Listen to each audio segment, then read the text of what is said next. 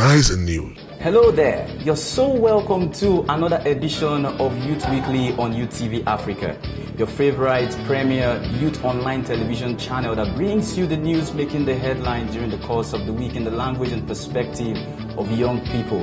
I am Success and Sandra. And I am Sandra Ikiri. Here is a summary of the major issues in the course of the week. Jonathan Zuma Pali on security, AU Jubilee. Dangote to build $8 billion refinery in Nigeria.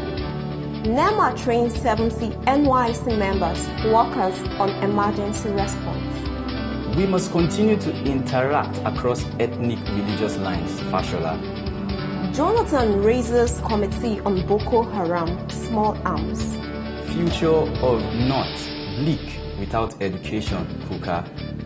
CBN recovers 8.6 billion naira excess charges from banks. Nigeria will see positive changes in 2013, Okonjo Iweala.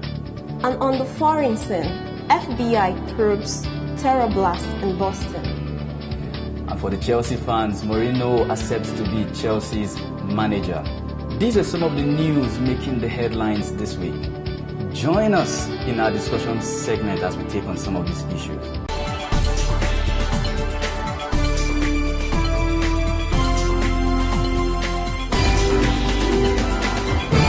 Youth Weekly, Utilize in news. We are part of the solution. We bring you youth perspective on issues. Youths have a voice. We have a story to tell. Youth Weekly, Utilize in news. The program is still Youth Weekly on Youth TV Africa. So many things has been happening across the country. Yeah. People are speaking up, people are pushing for change. People want to see the ideal society where democratic principle prevails. And I'm really impressed because going through the headlines again, I discovered most of them are positive. Kukah is speaking up, Fasola is speaking up, yeah, and CBN said they recovered 8.6 billion from excess bank charges. That's really big. It means they are really up on their feet. And then Okonjo will actually crowned it all up by saying 2013 is going to be better. I believe that statement. I want to believe it too. But I would really like us to talk more on what Governor Fasola said, because that guy is really working. I feel people should go there to learn how to run, how to run a state, because I'm really, really impressed. Over the week, he spoke to a bishop from Lagos West, where he was actually telling the man that people need to begin to interact more closely across religious and ethnic differences. And I feel this is really needful at this time in Nigeria, given the insecurity level which is rising every day. What do you think? Yeah, unity, as Fasola has raised, is critical to Nigeria right now. As a matter of fact, that is what we need to move this nation forward. Yes. We've seen nations that were in bad and worse situations than Nigeria and overcame these challenges, and now they are shining all over the world. Yeah. See countries like Singapore, countries like even the United States, a multicultural, multilingual, multi-religious environment. Even the UK is gradually becoming multicultural, Sure. but these guys have been able to put themselves together, able to curtail their differences so that the desire of the nation, or whatever the interest of the nation, is in the heart of everybody. Yes. So everybody strives to see how the nation moves forward, see how excited these guys are about their country. These are some of the things we need to imbibe right now if we want to see a better Nigeria. And then we can't talk about national development without peace and stability, because it is a prerequisite for development. That's true. Because what he actually said, he was referring it to the state of security in Nigeria.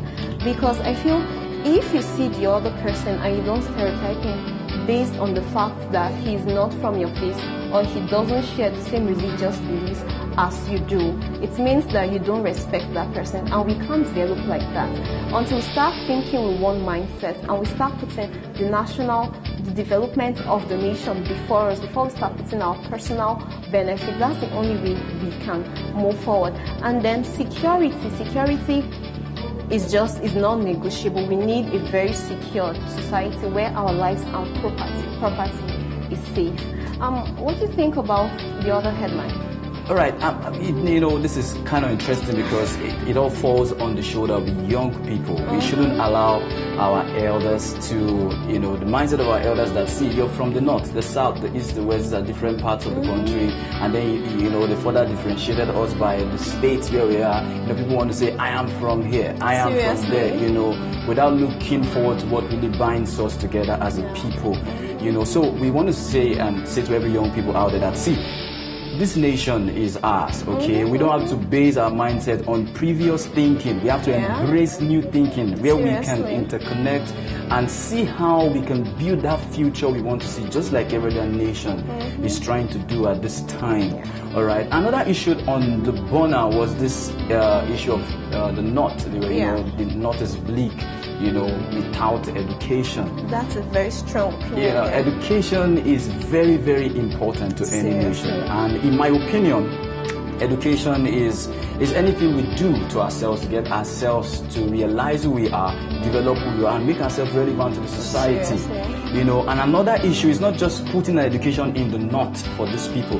It's about putting something quality. I overheard Obama saying the other day that he wants to provide an health care that is something befitting for him, for the average American, such that they can afford it. Now, the question is, we want our leaders to provide educations they can send their children to for this northerners, so that we can curtail the problem they have and give them a future, both formal education and informal education. And the truth is that the importance of education is not what you want to start debating if it should be incurred or not, because I said if you don't invest in education, you invest in security. And now you discover that the increasing level of insecurity in the country is owing to the fact that the education system is actually on the decline.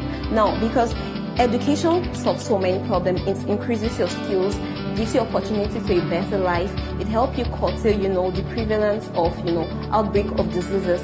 It gives you the ability to make informed decisions. Now, if all these things comes to play, I think we'll have a better society in Nigeria. That's right. I mean, just like Kukah has said, that they do not need to realize that their natural resources or whatever they have is useless without a commensurable education. I agree with that totally. The natural resources can become a problem to them if they don't have an education that can back it, can support it and make it productive for them. So we want to encourage young people in the north and the government to see what they can do to enhance education out there. And I strongly believe that the human resource of any nation is its greatest resource.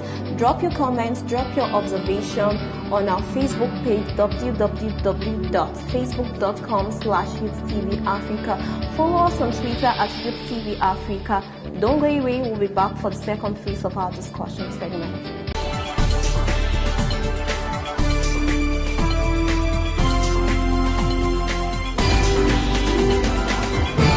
Youth Weekly, Euthanizing News. We are part of the solution. We bring you youth perspective on issues. Youths have a voice. We have a story to tell.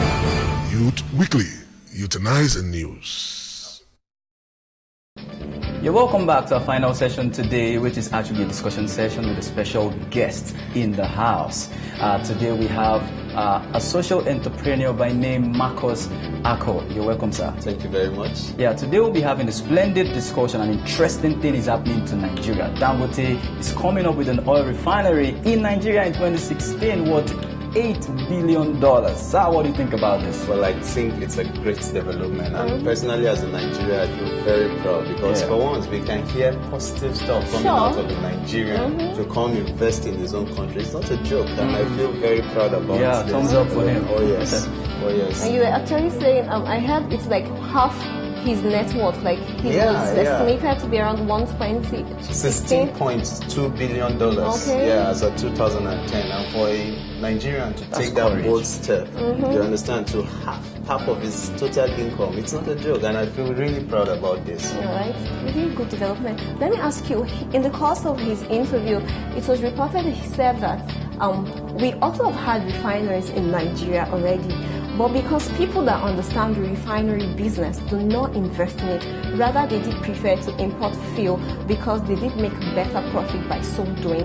Do you think this kind of attitude, by individuals is what has made the Nigerian economy to still be where it is? Well, it is very obvious. It is exactly what has made the Nigerian economy to be where it is today because of selfish interest, corruption, greed. You see, these guys, they make a lot of money by taking our crude oil outside, refine it, bring it back. And of course, it has effects on this generator business, importing buses to the country when our government will be thinking of train, to ease people's transportation. But these guys will not allow it be. Why? Because they know the amount of money they need from this crude oil they take outside to process before bringing to the country. So obviously, it's a huge challenge on our economy, and that is what is responsible for where we are today. Yeah, and I am very concerned about the implication this development has on young people. What do you think young people stand to benefit from this, development? Well, as a young person, I see great opportunity, especially in the area of employment. Yeah, sure. It will reduce drastically the rate of unemployment in Nigeria, and I see young people really benefiting from it. And the ripple effect, young people can create other businesses out of this business. You understand? Yeah, so sure. it's a huge opportunity for young people, and I think the implication is just positive. Okay. Oh yeah. So, last question for me. What's your recommendation to young people? The average Nigerian is very intelligent. He has lots of ideas. But the Nigerian society doesn't really promote entrepreneurial activity. But this is Dangote doing something because he has shown successes in the past and is still consistent. So what would be your recommendation to young people who has ideas but are still discouraged? What would you say to them? Well, I'll tell my candid suggestion to young people is never give up. Because ideas rule the world, you understand? And Dangote came up with a thought, and the thought has translated into a plan, and is bold enough to publish it. So nobody needs money to think, you understand? All young people should think and prepare themselves for this great opportunity coming, you understand? So my general advice to young people is sit, think, put your plan into paper, and never give up. Don't be discouraged because there's hope. Yeah, this is really, really lovely because at least Nigeria wouldn't have to export or take our crude oil outside before we have it, refined. We could save us a lot of cost and all that. Do you have any final thing to say before we close up the session? Yeah, well, this taking from the last question I got, because this is from Mother Teresa, that not all of us can do great things, but each and every one of us can do small things with great love. So I encourage all the young people out there to identify the small things they can do and start doing it with great love. Sandra, you have anything to say? Yeah, since everybody's talking about quotes, I'll just pick one quote from here, a very beautiful quote. And it says, I know the price of success, dedication, hard work, and an unending devotion to the things you want to see happen. That's from Frank Lloyd Wright. I like that quote. I'd like to wrap up with this phrase that is rightly coined in our national constitution. It says, we the people of the Federal Republic of Nigeria, having firmly and solemnly resolved to live in unity and harmony as one indivisible, indissoluble, sovereign nation under God. You can see right here that we have it right there in our constitution that this nation cannot do without unity. We'd like you to follow us on Twitter @YouthTVAfrica, or drop your comments on our Facebook page www.facebook.com/YouthTVAfrica. I am Success Epenyo. Thanks for joining us.